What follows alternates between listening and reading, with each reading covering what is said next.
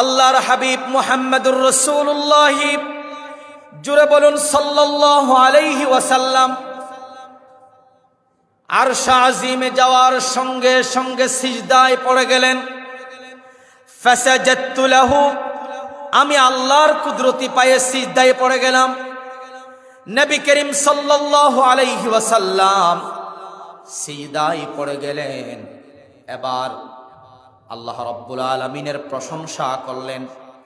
আল্লাহর প্রশংসায় তিনটি শব্দ বললেন, যেই শব্দ তাশাহুদের ভিতরে এসেছে। নামাজের মধ্যে যে আমরা তাশাহুদ পড়ি, এই তাশাহুদটা সেখান থেকে আল্লাহর আরশ আজিমে রাসূল সিজদায় পড়লেন, সিজদা থেকে উঠলেন। ওঠার পরে আল্লাহর প্রশংসায় বললেন, আত্তাহিয়াতু লিল্লাহি ওয়াস সালাওয়াতু ওয়াত তাইয়্যিবাত।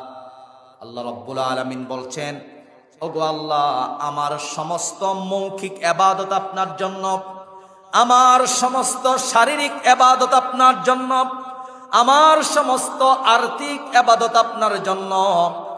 আল্লাহর হাবিব সাল্লাল্লাহু আলাইহি ওয়াসাল্লাম আল্লাহর প্রশংসা করলেন এই সকল বাক্য দিয়ে, শব্দ দিয়ে।